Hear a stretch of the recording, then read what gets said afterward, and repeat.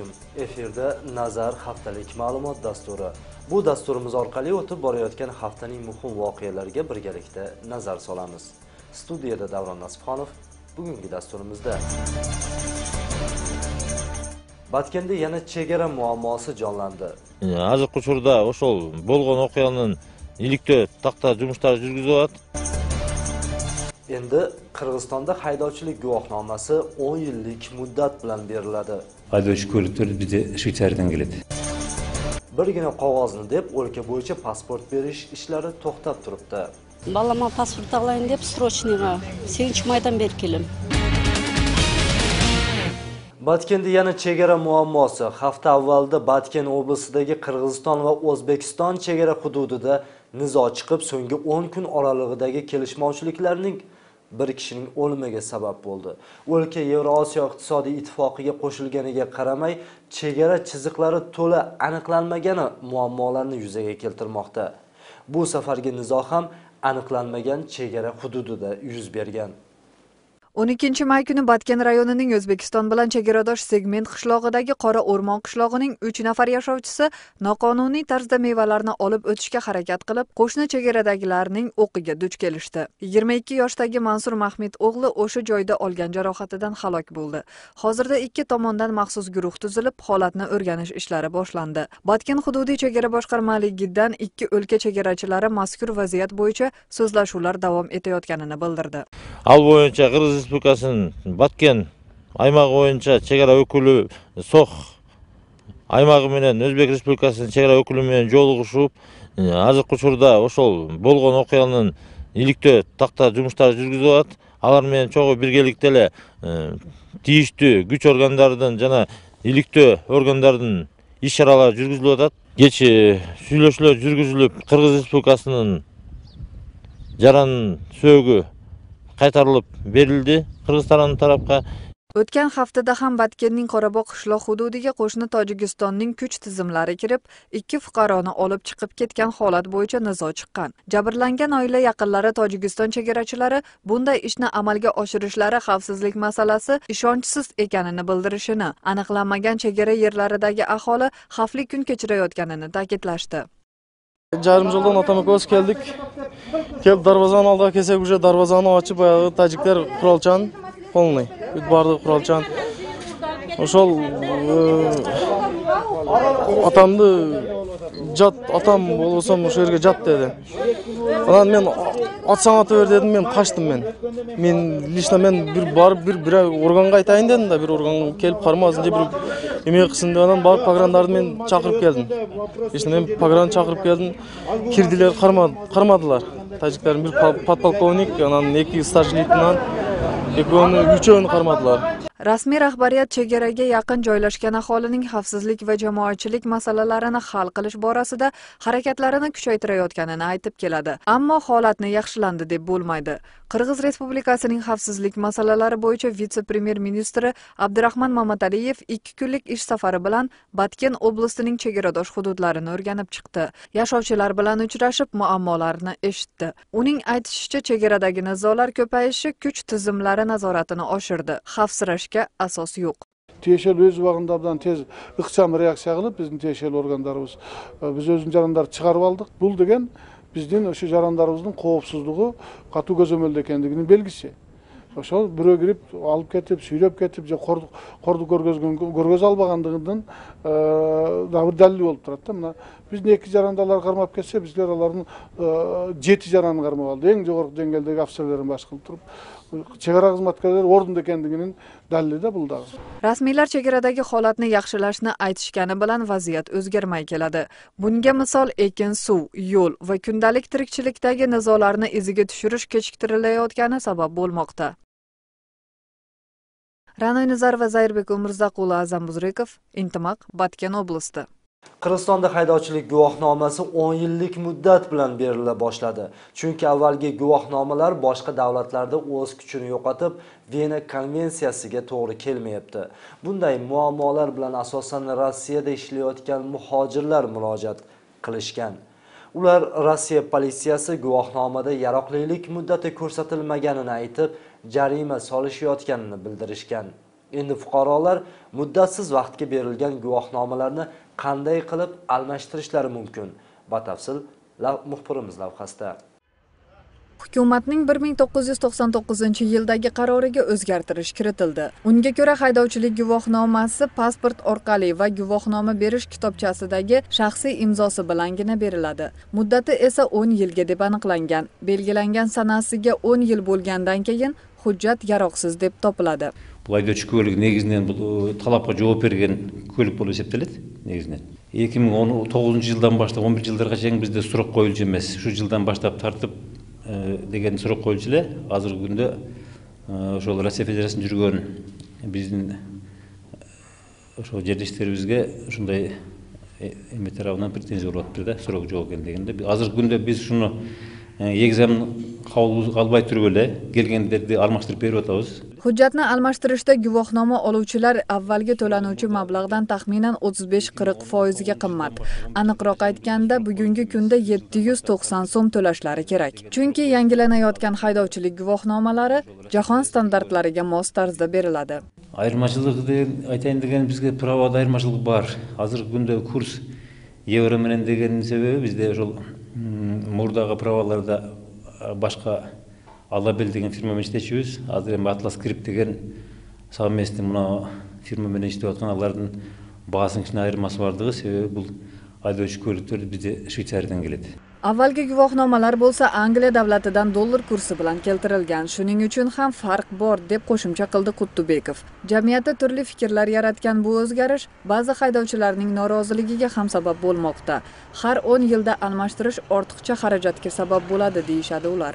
Har bir pravada kategoriya легковой, BS, любительский дегенде дыга алмаштыра турган болсо, ошондо алмаштыра турган болсо туура келет. Анан har bir 10 yil sayin almashtira turgan bo'lsa, bu tуура эмес дейм. Mazkur o'zgartirishga ikki tomonlama nazar solish kerak deydi ba'zi fuqarolar. O'lkamizdagi haydovchilarga qiyinchilik yaratayotgan bo'lsa, chet o'lkadagilarga yordam bo'lishi mumkin degan shofyorlar ham yo'q emas. Sebebi degende bilesinglar, bizde Kırgızstan'dan ko'p aymaqlarında yoshlar o'qib shofyorlikda minöti yo'q, prava olgan.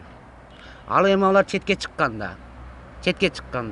Rossiya, Qozog'iston, boshqa өлкөлөр Alar surogi joq prava menen işletpeydi ekan. Alar üçün yaxşı. Al endi özümüzdün Kırgızstanın içinde жүрген şoförler üçün bu ыңгайсыз. Hazır bir prava 500 so'm bo'la turgan bo'lsa, hazır 2-3 ming tutmaydi. Almashtirishning o'zi. Bu endi shu yerda yashab turgan ellar uchun qiyinchilik yaratadi. Kiritilgan o'zgartirish asosida endi xorijdagi yurtdoshlarimiz haydovchilik guvohnomalarini imtihonsiz almashtirishlari mumkin. Buning uchun o'sha shahar haydovchilik tarkibini ro'yxatga olish xizmatiga ariza bilan murojaat qilish kerak. Qirg'iziston hududidan chiqishni va avval olgan hujjatini almashtirishni istamagan fuqarolar uchun yangilash majburiy emas. Xohishlariga ko'ra 10 yillik yoki avvalgiday muddati belgilanmagan guvohnoma olishlari ham mumkin. Ra'noy Nazarova, Aybek Bedilbekov, Intimaq. O'lkada pasport uchun hujjatlarni qabul olish ishlari to'xtab turibdi. Shaxsiy hujjat beruvchi ishxonalarning bunday holatda qolganiga 10 kundan oshdi. Chunki ariza to'ldirish uchun anketa qog'ozi yo'q. Bu haqda O'sh shahridagi pasport vizani ro'yxatga olish bo'limida bir qancha kundan beri ovora bo'lib yurganlar ma'lum qilishdi. Birgina qog'oz uchun shunchalik ovoragarchilikmi yoki yana boshqa sabablar bormi? Bu mavzuni muxbirimiz o'rganib ko'rgan. Aytikan Pavatova Xitoyga tovar tashiydi. Pasportini tezda yangilashi zarur. Hujjatlarini tayyorlash uchun ularni tezda qabul qilish bo'limiga murojaat qilib, tegishli blanket topa olmay asabiylashgan. Hujjatlarining kechikishi uning biznesiga salbiy ta'sir ko'rsatishini aytdi. Hozir o'sha srochni kutirib keldim, hozir o'sha nima blanka deysizmi, o'sha cho'q bo'ldi-da. Cho'q bo'lib qolsa, men ishim to'xtab qoladi. Bir oyga o'sha kelishni chekdi, men cho'ziladi. Alarga biz anketa bolsa bizde biz problem bergimiz keledi. Anketa çok bolsa qantip beremiz. Anketa yok. Kolonda kelgilerde bile getirip atamiz. Azır astanada gördüm onu. Shunga o'xshash javoblarni eshitib xavotir olgan fuqarolar soni ortmoqda. Tez orada chetga chiqish uchun pasport olishni ko'zlaganlar kun sayin pasport va viza bo'limlariga kelaverib zerikishdi. Bu yerdagi xodimlar anketa kelib qolsa xabar beramiz deb navbat kutganlarni jo'natishlari bilan natija yo'q. Balama pasport alayın deb srochniga 8 maydan beri kelim. Kelsem ele anketa жоқ дейді. Срочныйда 4 күнде келеткен, тегілі анкета ала албадым. Азыр дағы келдім. Күнігіл ертеге деді. Справочный бюродан телефон номеріңізді алып кетсем, звонить етсем алышпайды. 4 күнде бүтет деп срочныйға адамдар бардығы келіп қайрылы кетшеді. Жоқ, 4 күнде алышпайды. 4 күн емес қанша күн болды.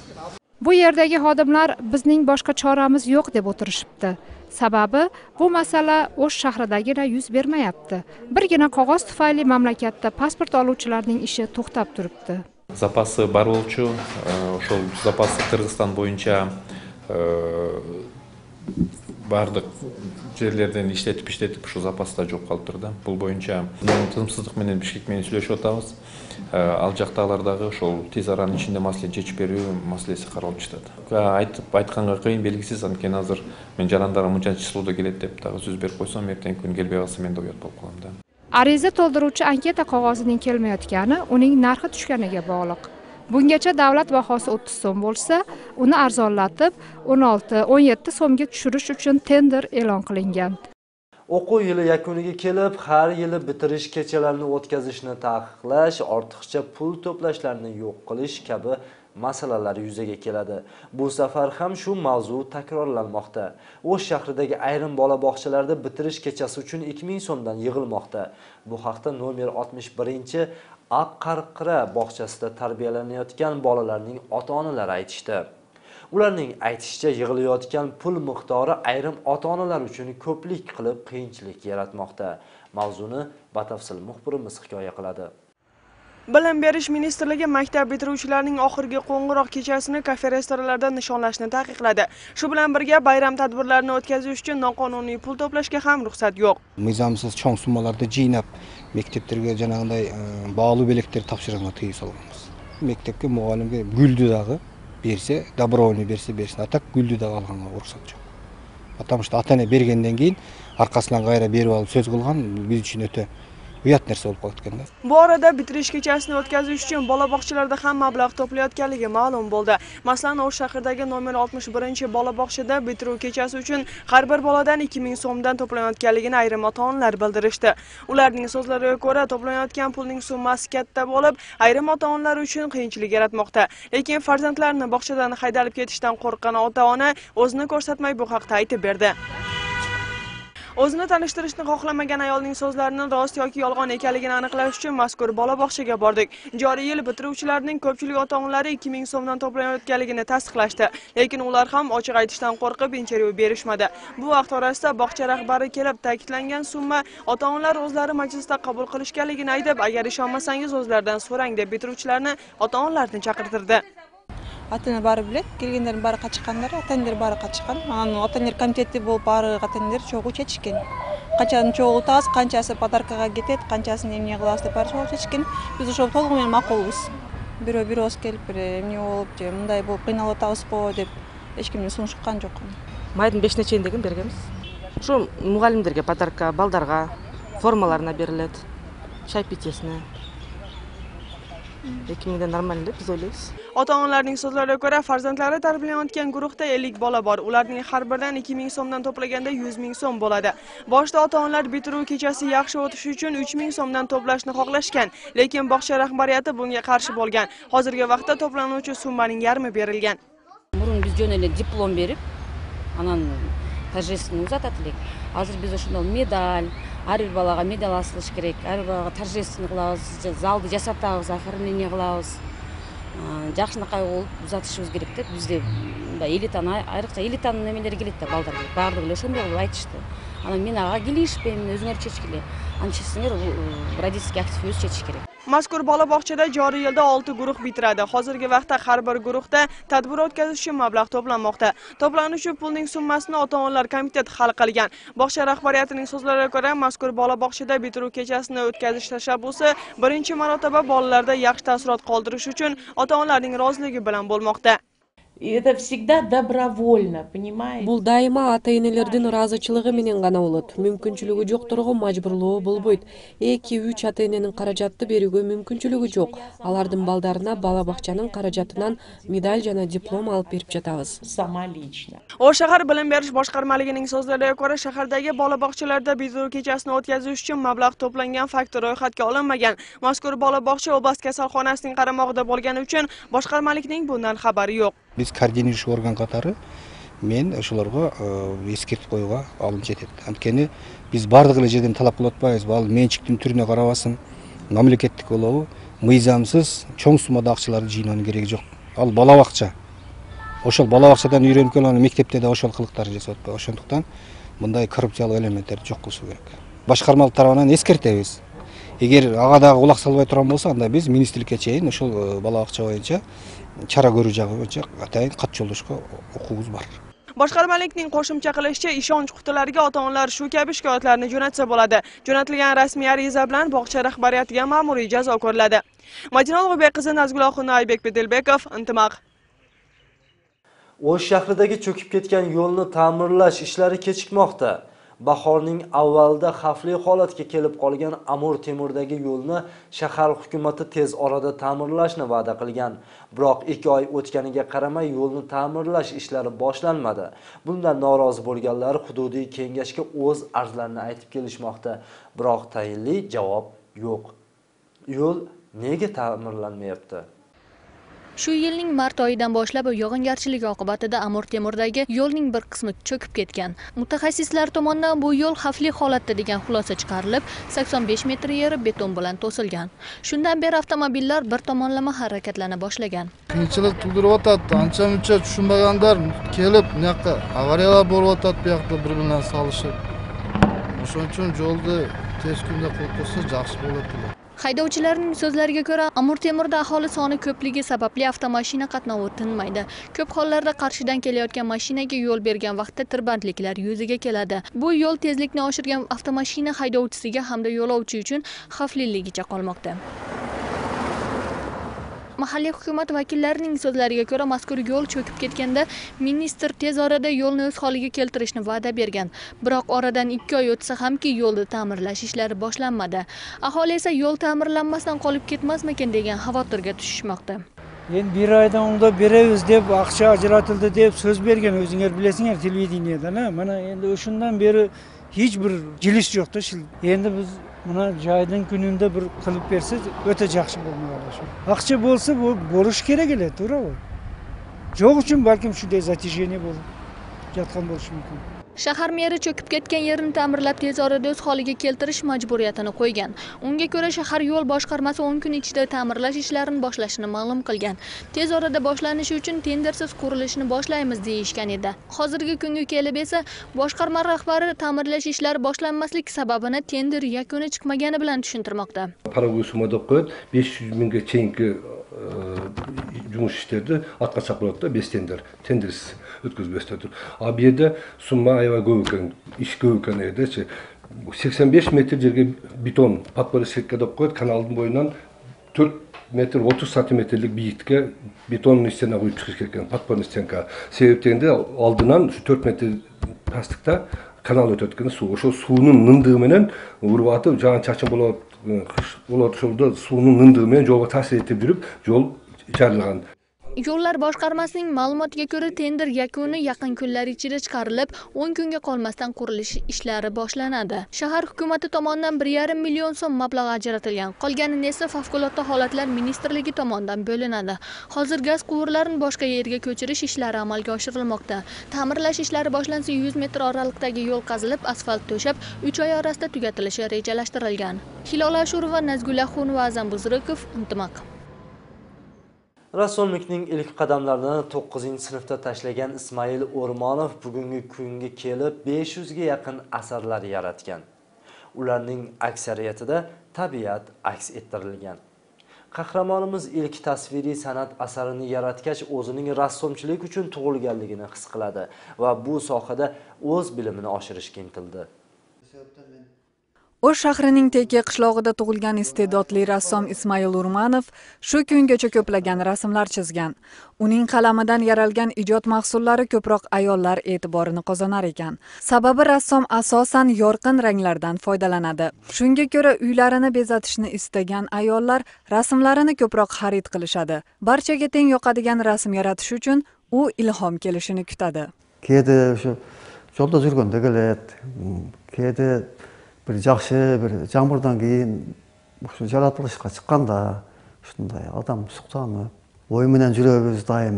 Demak, bunday yurganimiz bilan derge el qatori bosib yurganimiz. Biroq biz o'yimiz doim o'shol nimada yuradi-da, bir o'y bilan tartib yuramiz, bir ortidan mana chiqarmani yaratsam, bunday qilsam deb bir yaxshi bir meni ko'rsak, o'sha suqtanib.